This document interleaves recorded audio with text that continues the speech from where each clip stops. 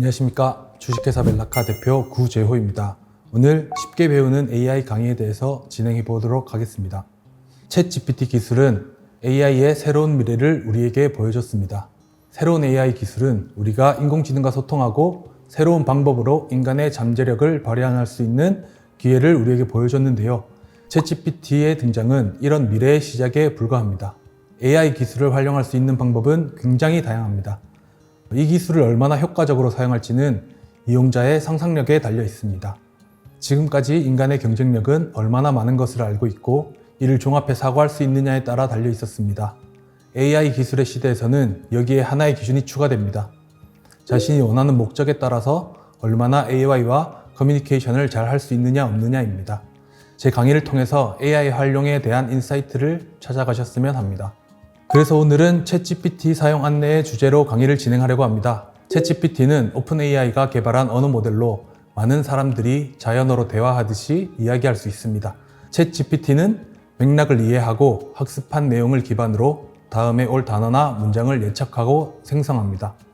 첫 번째 주제로 챗GPT의 기본적인 이해에 대해 알아보겠습니다. 챗GPT는 GPT 3.5 아키텍처를 기반으로 학습된 모델로 수많은 인터넷 문서, 책, 기사, 대화 데이터 등에서 학습된 내용을 활용합니다. 이를 통해서 다양한 주제에 대한 지식을 보유하고 있습니다. 하지만 정확하지는 않은 정보를 제공할 수도 있습니다. 최신 정보에 대해서는 업데이트가 필요할 수 있습니다. 두 번째 주제로 챗GPT 활용 사례에 대해서 알아보겠습니다. 챗GPT는 다양한 분야에서 활용될 수 있습니다.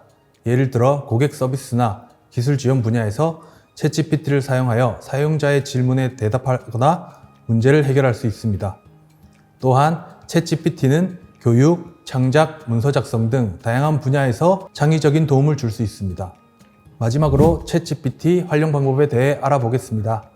챗GPT를 활용하기 위해서는 간단한 API 호출을 통해 서비스를 이용할 수 있습니다.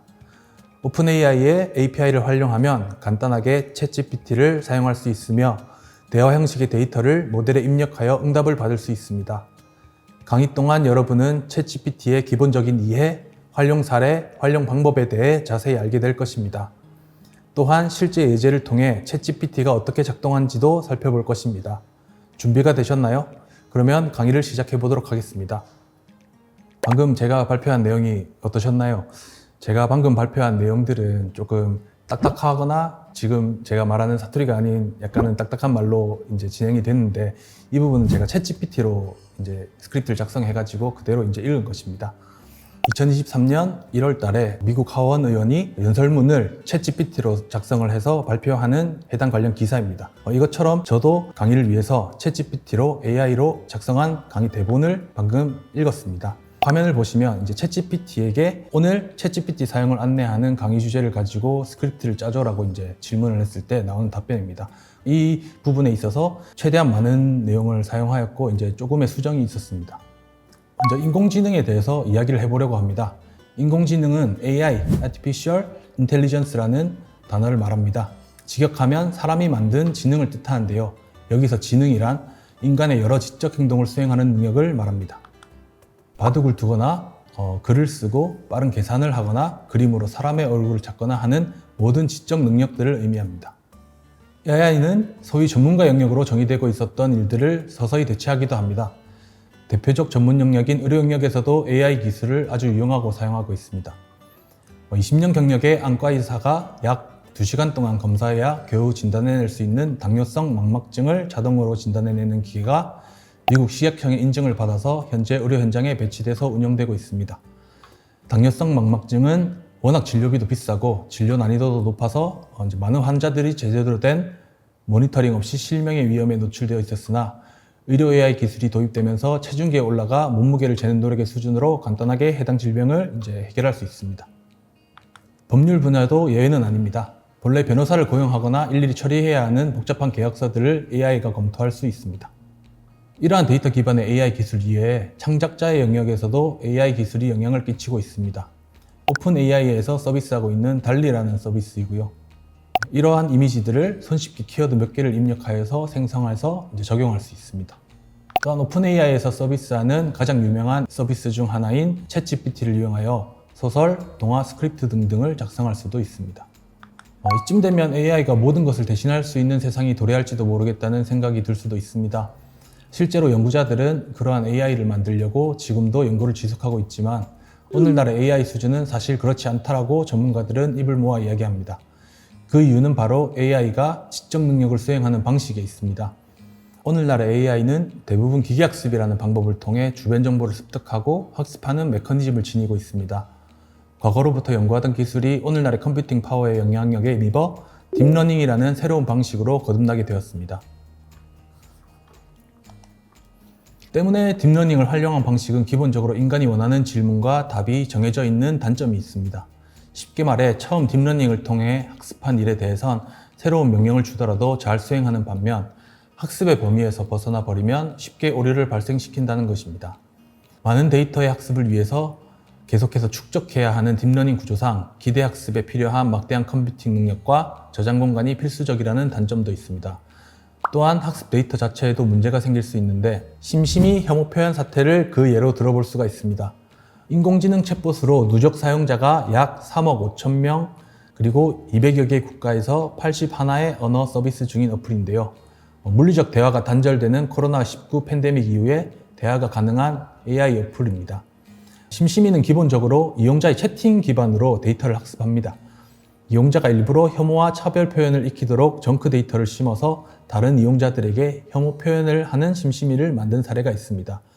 뿐만 아니라 빅데이터 기반으로 학습하는 AI는 필연적으로 데이터 편견을 가질 수 있다는 함정이 언제나 존재합니다. 사실 작년부터 AI에 관련된 기사가 쏟아져 나오면서 IT나 AI에 관심이 없으신 분들은 AI 기술은 나랑 거리가 멀어 라든지 아니면 AI가 나오면 세상을 AI가 지배해서 큰일 나는 거 아니야 라는 말을 심심치 않게 이제 하시는데요. 사실은 이미 생활 속에는 AI가 깊숙이 자리 잡고 있습니다.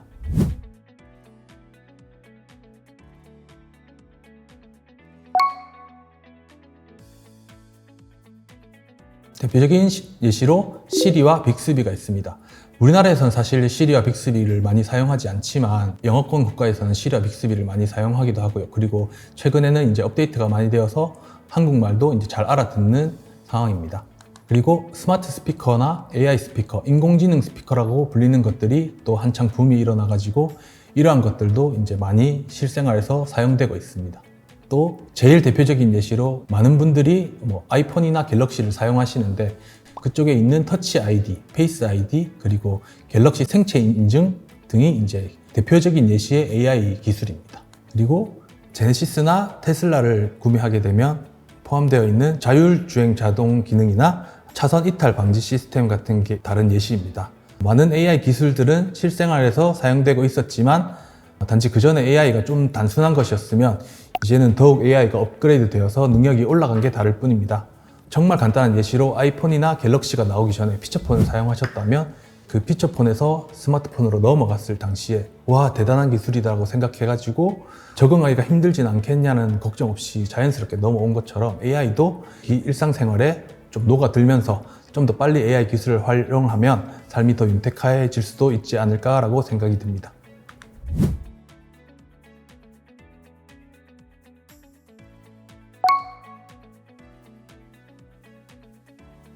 그래서 저희는 이제 나에게 맞는 AI를 찾으려고 합니다. 그럼 좀 더 빠르고 유용하게 AI 기술을 사용하기 위해서 강의를 들으시는 대다수 분들이 개발자나 이렇게 관심이 있으신 분들이 아니기 때문에 AI에 관련된 기술을 자기한테 딱 맞는 기술을 개발할 수 없으니 AI 기술을 제공하는 서비스를 찾는 것입니다. 최근 AI 기술들을 보면 챗 GPT 이외에도 굉장히 많은 AI 서비스들이 나오고 있습니다. 강의에서는 대부분 챗 GPT를 기반으로 이제 다룰 거지만 그래도 이 AI를 여러 가지 활용하면서 같이 할 수 있게끔 본인에게 맞는 AI를 찾는 것이 굉장히 중요합니다. 그럼 본인에게 맞는 AI가 어떤 건지 알려면 AI 서비스들을 이제 많이 알아보는 것이 중요하겠죠. 그러면 이제 대중적으로 AI를 어떻게 찾아야 하고 어떤 걸 찾아야 하는지 다시 한번 살펴보도록 하겠습니다.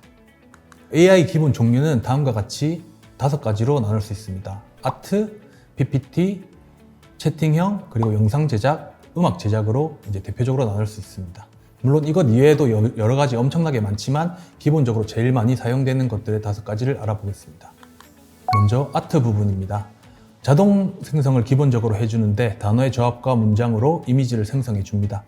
말 그대로 글을 써서 그걸 바로 이미지로 만들어 주는 겁니다. 무료와 유료로 사용이 가능하고 기본적으로 무료 같은 경우는 10장에서 30장 정도가 될 수 있습니다. 서비스마다 다르긴 합니다. 그리고 대표적으로 이제 다음과 같이 4가지가 있습니다. 최근에는 채팅용 AI 방에서 이미지 생성이 가능하고 점점 더 많은 AI 아트를 생성할 수 있는 서비스들이 계속해서 나오고 있습니다. 두 번째로 PPT입니다. PPT는 기본적으로 AI를 활용하면 자동으로 배치가 되거나 분석을 해서 제일 보기 좋은 위치로 이미지를 배치해 줍니다. 이게 자동으로 배치를 해주니까 사람들이 이거 어떤 순서로 만들지, 이 형식은 어떻게 돼야 되지 라고 하는 부분을 생략해주고 그러한 시간을 단축시켜줘서 업무에 엄청나게 효율이 높아집니다. 배치뿐만 아니라 PPT 자체에서 자동으로 이미지를 생성해줘서 내가 상상했던 이미지를 그대로 제작해서 이제 PPT 안에 입력을 해줍니다. 내가 상상했던 이미지를 텍스트로 받아서 이미지 생성을 그대로 한 것이기 때문에 AI 아트의 연장성이라고 보시면 될 것 같습니다. 그리고 마지막으로 수정이 굉장히 용이합니다. 이미 미리 캔버스나 캔바 같은 프로그램들을 사용하시는 사람들이 늘고 있습니다. 조금만 익숙해지면 이제 이러한 PPT 관련 AI 서비스들을 사용하시는데 정말 큰 도움이 되실 것 같습니다. 세 번째로는 채팅형 AI입니다. 가장 대표적인 것이 챗GPT가 있습니다. 기본적으로 문답을 주고받으면서 진행이 되는데 디테일하게 질문할수록 답을 자세하게 해주는데 어떻게 질문해야 하는지 어떻게 연구하고 생각해야 되는지를 익힌 사람들이 더 다양하고 이제 방대한 채팅형 AI 기능을 활용할 수 있습니다. 그리고 사업 브랜딩에도 사용이 가능합니다. 챗GPT가 챌린지 같은 것들이 만들어져서 이러한 부분을 활용해서 여러 가지 사업적인 부분과 브랜딩을 하는 곳에 사용하는 사람들이 많아지기 시작했습니다. 그리고 아이디어가 떠오르지 않을 때 기본적으로 채팅에 질문을 할 때 아이디어를 많이 물어보기 때문에 굉장히 많은 아이디어를 얻을 수 있고 내가 생각하지 못했던 부분이나 놓쳤던 부분을 알아내기도 합니다. 그래서 채팅용 AI가 나오자마자 폭발적으로 인기를 끌었는데 그 이유가 내가 생각하지 못했던 것을 내가 조사하지 못했던 것들을 자세하게 답변해 주어서입니다. 그리고 문서 작성이 굉장히 유리해지는데 기본적으로 포인트만 짚어주기 때문에 효율을 중시해 주어서 시간을 엄청나게 단축해 줄 수 있습니다. 채팅형 AI는 기본적으로 다루는 것이 좋다고 생각합니다. 대표적으로 오픈AI에서 서비스하는 챗GPT와 그리고 마이크로소프트에서 서비스하는 빙이 있습니다. 다음은 영상 제작 AI입니다. 영상 제작 AI는 대본을 작성한 후에 그것을 입히면 거기에 맞춰서 이미지가 만들어지고 음성을 선택해서 녹음을 할 수가 있습니다. 음성 자체도 AI가 입혀주는 AI 도우미인 거죠. 그리고 그것을 하나하나 수정할 수 있는데 이미지를 새로 제작해서 변경하거나 음성을 내가 원하는 목소리로 바꿔준다거나 하는 식으로 속도를 조절해 가면서 최대한 자연스럽게 만들 수 있습니다. 그렇게 되면 영상이 완성이 되게 됩니다. 이러한 방식으로 쉽게 영상 제작을 할 수가 있습니다. 다섯 번째로 음악입니다. 음악 같은 경우는 유튜브에서 저작권이 걸린 음악들이 굉장히 많습니다. 하지만 내가 원하는 스타일이나 코드를 만들어내고 싶을 때 찾기 어려운 경우가 많은데 하나하나 스타일을 지정해서 만들 수도 있고 코드를 처음부터 지정해서 만들 수도 있습니다. 또한 중간중간 코드 수정도 가능하고 수정 작업이 들어가면 쉽게 변경이 가능합니다. 그리고 출력을 하면 완성이 됩니다. 코드뿐만 아니라 멜로디도 자동으로 생성해주는 서비스들도 있고요. 이런 서비스들 뿐만 아니라 더 많은 AI 서비스들이 이외에도 계속해서 개발이 되고 있습니다. 트렌드는 점점 변화될 거고요. 그래서 꼭 AI를 하나하나씩 사용해 보면서 자신한테 맞는 AI를 찾는 것을 추천합니다.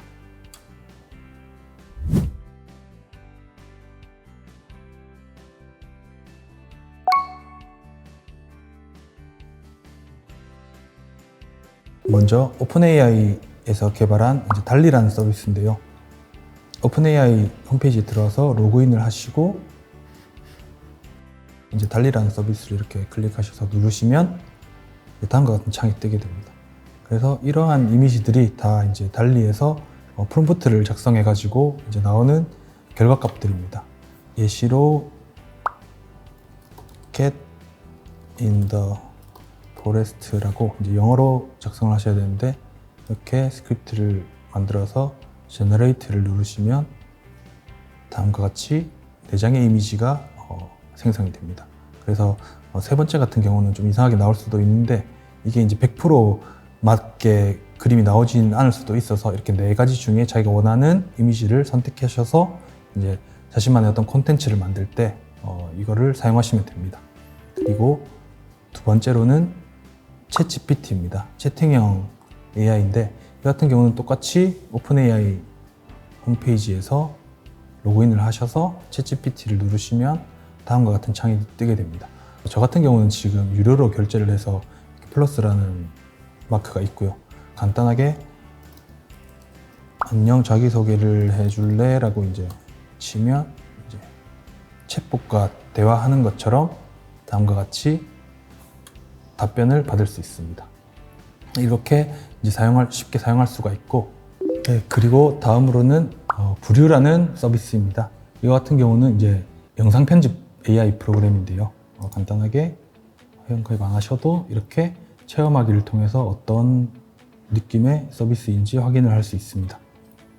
프로그램으로 이제 다운도 되고 웹에서 바로 실행도 되는데요. 보시면 샘플 이미지, 샘플 영상이고, 그리고 이제 이렇게 자막도 변경이 가능하고, 이렇게 제가 하는 것처럼 녹화를 해서 이미지를 집어넣으면 자막이 자동으로 생성이 되거나 편집이 쉽게 가능한 그런 프로그램입니다. 그리고 마지막으로 리튼이라는 프로그램입니다. 리튼 같은 경우는 약간 챗 GPT의 확장판이라고 이제 볼 수가 있는데요. 여기 같은 경우는 먼저 로그인을 하시면, 그러면 이제 챗 GPT처럼 똑같이 안녕 자기소개를 부탁해 라고 치면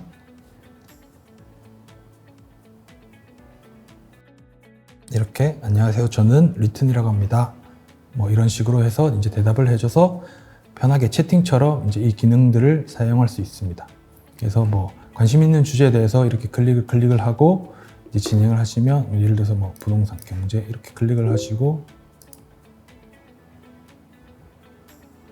저 같은 경우는 뭐 음악, 성별을 선택하고 출생연도를 자동으로 해당 관련된 이제 것들을 추천을 해줍니다. 리튼 같은 경우도 옆에 이제 챗봇 만들기를 통해 가지고 이제 많은 것들을 할 수 있는데요. 이런 자세한 내용들은 이제 리튼 홈페이지에서 이제 확인하실 수 있고, 좀 더 효율적으로 사용하시는 방법을 연구하시는 게 좋습니다. 다음은 저작권법과 인공지능에 대해서 말씀드리겠습니다. 저작권법 같은 경우는 저작권 자체가 사람이 창작한 것에만 이제 적용이 되기 때문에 AI로 창작한 작품에 대한 저작권법이 논란이 되고 있습니다. AI 기술과 상호작용에 대해서 AI 기술이 빠르게 변화되면서 이미 기존 작가들도 AI 툴을 쓰고 쉽게 창작을 하면서 사용횟 수가 늘고 있습니다. 그리고 AI 기술과 기존 작가에 대해서는 실제 미국에서 AI 때문에 4,000명이 실직을 하고 카피라이팅 작가부터 많은 직장을 잃었으며 기존 창작 영역의 작가들의 반대가 심해지고 있으나 시대의 흐름을 막기는 어려워 법의 개정이 필요하다고 봅니다. 따라서 지금 이제 법적으로 보면은 저작권법 같은 경우는 사실 AI 툴로 만든 기술들을 그리고 컨텐츠들을 사용해도 무방하지만 문제점이 생기는 게 어떤 학습을 해야 되기 때문에 이미 기존의 다른 작가들의 그림을 학습할 수밖에 없는 상황이 있습니다. 그래서 그것들에 대한 도의적인 문제가 있지 법적으로는 문제가 없습니다. 하지만 점점 계속해서 이제 법적으로 새로운 이제 법들이 나올 예정이기 때문에 항상 조심해서 사용하셔야 되고요. 그리고 인공지능 표절 가능성에 대해서 말씀드리겠습니다. 이것 같은 경우는 생성기술, 데이터 마이닝 알고리즘, 스타일 복제 학습, 학습 분류, 모델 구축, 인공신경망 등으로 이제 나눌 수 있는데요. 챗 GPT의 이제 프롬프트에 활용 입력된 정보를 바탕으로 작품이 완성되기 때문에 사람이 어떻게 입력을 하는지에 따라서 이제 결과물이 달라집니다. 그리고 모든 그 데이터의 기반은 이미 있던 작품들이나 그런 것들에서 학습되어 있는 데이터를 가지고 오는 거기 때문에 현재까지 법적으로는 문제가 없지만 대부분 80%, 90%의 이제 창작물들이 표절이라고 볼 수는 있습니다. 그리고 인공지능은 대량의 데이터를 처리하고 그 예시를 볼 수 있는데 사람의 분석보다 더 빠르고 쉽게 검색이 될 수 있어서 이제 이러한 부분들이 있고, 이제 원하는 작가의 스타일이나 그림체를 이제 복사할 수 있는 장점이 있습니다. 그리고 학습 분류를 하고 모델을 구축하기 때문에 디테일을 증가를 시켜서 인공지능 자체가 데이터들을 학습하고 분류하며 다양성이 늘어나서 인공지능의 표절 가능성을 또 찾을 수 있습니다. 그리고 현재까지 GPT 3.5 기준에서는 2020년까지의 데이터를 사용하는데 인터넷이 연결돼서 그런 정보들을 계속해서 가지고 온다면 무한으로 확장해서 이러한 인공지능의 표절 가능성을 염두에 둘 수 없습니다. 네, 이렇게 인공지능 기술을 사용하실 때는 항상 저작권을 신경 써서 사용을 하셔야 됩니다. 1강 강의는 여기까지고요. 기본적으로 AI의 전반적인 내용과 그리고 AI 기술들에 대해서 설명을 드렸습니다. 다음 강의부터는 챗GPT를 어떻게 활용하는지에 대해서 설명드리겠습니다. 감사합니다.